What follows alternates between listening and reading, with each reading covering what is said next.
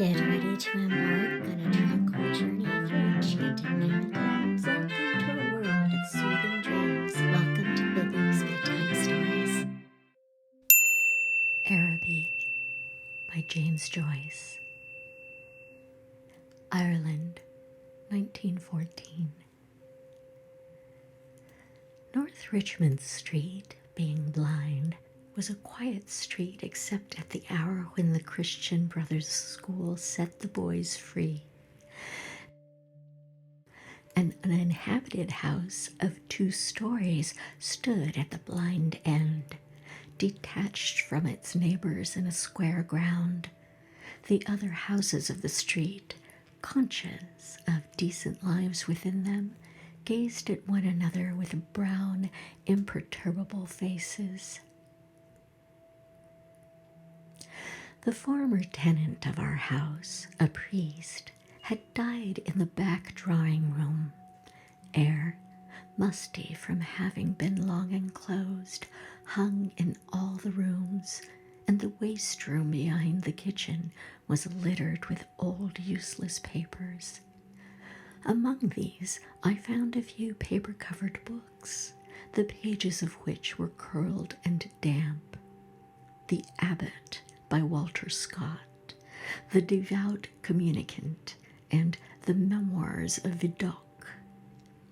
I liked the last best because its leaves were yellow. The wild garden behind the house contained a central apple tree and a few straggling bushes, under one of which I found the late tenant's rusty bicycle pump. He had been a very charitable priest. In his will he had left all his money to institutions and the furniture of his house to his sister. When the short days of winter came, dusk fell before we had well eaten our dinners. When we met in the street, the houses had grown somber.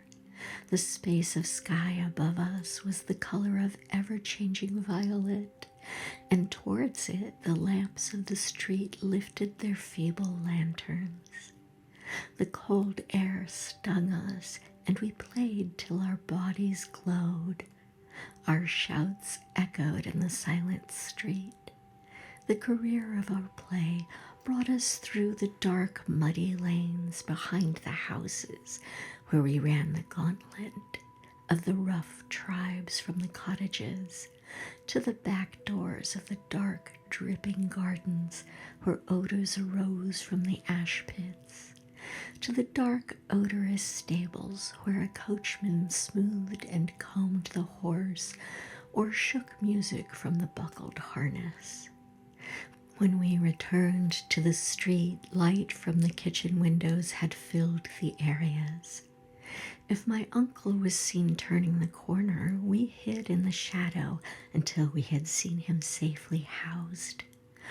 Or if Mangan's sister came out on the doorstep to call her brother in to his tea, we watched her from our shadow peer up and down the street.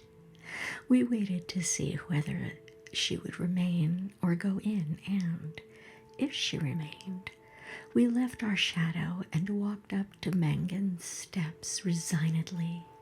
She was waiting for us, her figure defined by the light from the half-opened door. Her brother always teased her before he obeyed, and I stood by the railings looking at her. Her dress swung as she moved her body, and the soft rope of her hair tossed from side to side. Every morning I lay on the floor in the front parlor watching her door. The blind was pulled down to within an inch of the sash so that I could not be seen. When she came out on the doorstep, my heart leaped. I ran to the hall, seized my books, and followed her. I kept her brown figure always in my eye, and when we came near the point at which our ways diverged, I quickened my pace and passed her.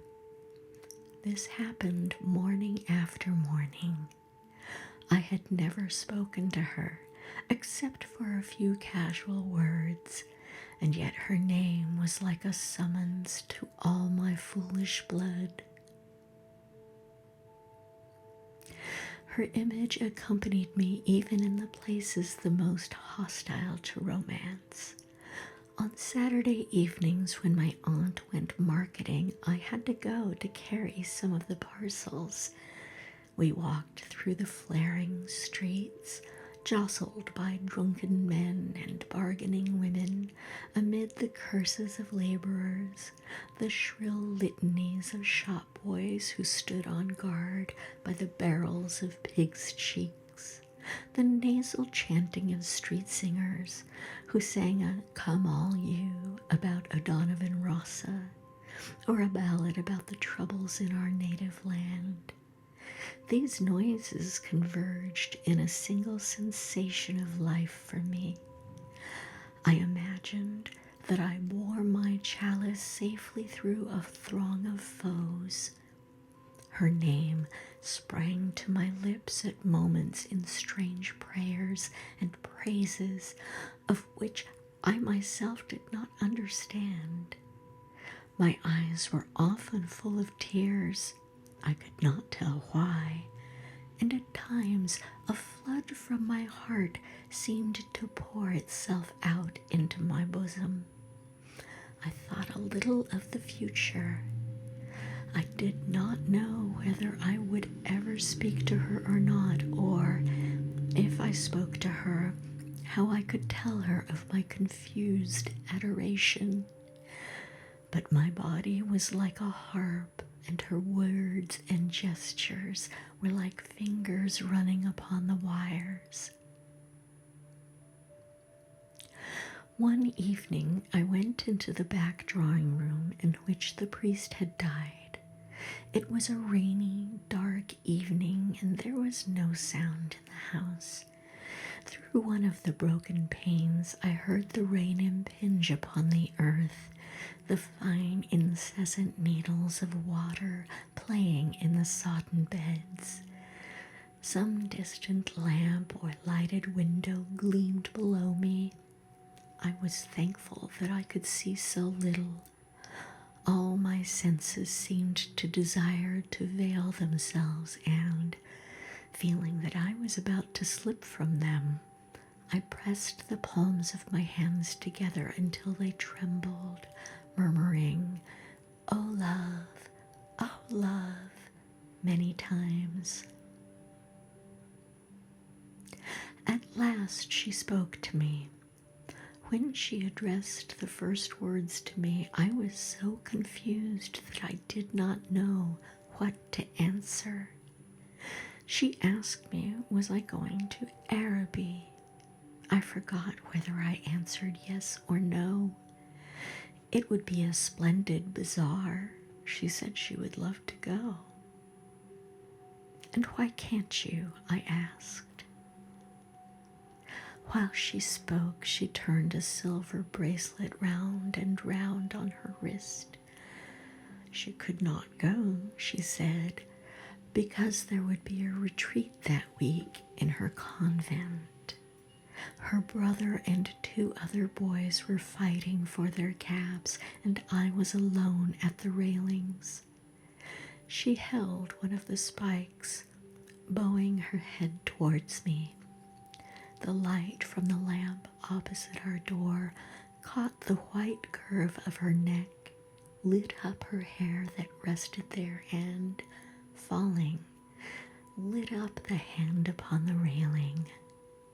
It fell over one side of her dress and caught the white border of a petticoat, just visible as she stood at ease. "It's well for you," she said. "If I go," I said, "I will bring you something." What innumerable follies laid waste my waking and sleeping thoughts after that evening. I wished to annihilate the tedious intervening days. I chafed against the work of school. At night in my bedroom and by day in the classroom, her image came between me and the page I strove to read. The syllables of the word Araby were called to me through the silence in which my soul luxuriated and cast an Eastern enchantment over me. I asked for leave to go to the bazaar on Saturday night. My aunt was surprised and hoped it was not some Freemason affair. I answered few questions in class. I watched my master's face pass from amiability to sternness. He hoped I was not beginning to idle. I could not call my wandering thoughts together. I had hardly any patience with the strenuous work of life which, now that it stood between me and my desire, seemed to me child's play, ugly, monotonous child's play. On Saturday morning, I reminded my uncle that I wished to go to the bazaar in the evening. He was fussing at the hall stand, looking for the hat brush, and answered me curtly, "Yes, boy, I know." As he was in the hall, I could not go into the front parlor and lie at the window. I left the house in bad humor and walked slowly towards the school. The air was pitilessly raw, and already my heart misgave me. When I came home to dinner, my uncle had not yet been home. Still, it was early. I sat staring at the clock for some time, and when its ticking began to irritate me, I left the room. I mounted the staircase and gained the upper part of the house. The high, cold, empty, gloomy rooms liberated me, and I went from room to room singing. From the front window I saw my companions playing below in the street. Their cries reached me weakened and indistinct, and, leaning my forehead against the gold glass, I looked over at the dark house where she lived. I may have stood there for an hour, seeing nothing but the brown-clad figure cast by my imagination, touched discreetly by the lamplight at the curved neck, at the hand upon the railings, and at the border below the dress. When I came downstairs again, I found Mrs. Mercer sitting at the fire. She was an old, garrulous woman, a pawnbroker's widow, who collected used stamps for some pious purpose. I had to endure the gossip of the tea table. The meal was prolonged beyond an hour, and still my uncle did not come. Mrs. Mercer stood up to go. She was sorry she couldn't wait any longer, but it was after 8 o'clock, and she did not like to be out late, as the night air was bad for her. When she had gone, I began to walk up and down the room, clenching my fists. My aunt said, "I'm afraid you may put off your bazaar for this night of our Lord." At 9 o'clock, I heard my uncle's latchkey in the hall door. I heard him talking to himself, and heard the hall stand rocking when it had received the weight of his overcoat. I could interpret these signs. When he was midway through his dinner, I asked him to give me the money to go to the bazaar. He had forgotten. "The people are in bed, and after their first sleep now, he said. I did not smile. My aunt said to him energetically, "Can't you give him the money and let him go? You've kept him late enough as it is." My uncle said he was sorry he had forgotten. He said he believed in the old saying, "All work and no play makes Jack a dull boy." He asked where I was going, and when I had told him a second time, he asked me did I know the Arab's farewell to his steed. When I left the kitchen, he was about to recite the opening lines of the piece to my aunt. I held a florin tightly in my hand as I strode down Buckingham Street towards the station. The sight of the streets thronged with buyers and glaring with gas recalled to me the purpose of my journey. I took my seat in a third-class carriage of a deserted train. After an intolerable delay, the train moved out of the station slowly. It crept onward among ruinous houses and over the twinkling river. At Westland Row Station, a crowd of people pressed to the carriage doors, but the porters moved them back, saying that it was a special train for the bazaar. I remained alone in the bare carriage. In a few minutes, the train drew up beside an improvised wooden platform. I passed out onto the road and saw by the lighted dial of a clock that it was 10 minutes to 10. In front of me was a large building which displayed the magical name. I could not find any sixpenny entrance, and, fearing that the bazaar would be closed, I passed in quickly through a turnstile, handing a shilling to a weary-looking man. I found myself in a big hall, girdled at half its height by a gallery. Nearly all the stalls were closed, and the greater part of the hall was in darkness.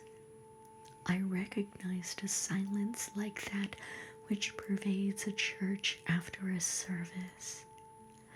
I walked into the center of the bazaar timidly. A few people were gathered about the stalls which were still open. Before a curtain, over which the words Café Chantant were written in colored lamps, 2 men were counting money on a salver. I listened to the fall of the coins. Remembering with difficulty why I had come, I went over to one of the stalls and examined porcelain vases and flowered tea sets. At the door of the stall, a young lady was talking and laughing with 2 young gentlemen. I remarked their English accents and listened vaguely to their conversation.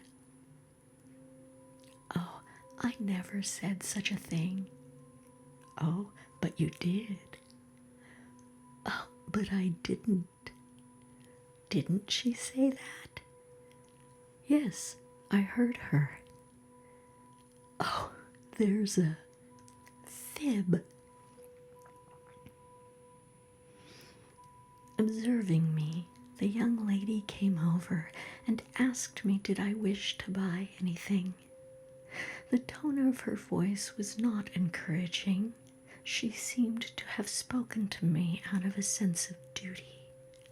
I looked humbly at the great jars that stood like Eastern guards at either side of the dark entrance to the stall and murmured, "No, thank you."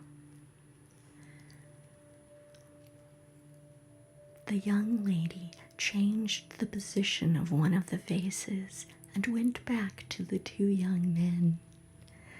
They began to talk of the same subject. Once or twice, the young lady glanced at me over her shoulder. I lingered before her stall, though I knew my stay was useless, to make my interest in her wares seem the more real. Then I turned away slowly and walked down the middle of the bazaar. I allowed the 2 pennies to fall against the 6pence in my pocket. I heard a voice call from one end of the gallery that the light was out. The upper part of the hall was now completely dark. Gazing up into the darkness, I saw myself as a creature driven and derided by vanity, and my eyes burned with anguish and anger.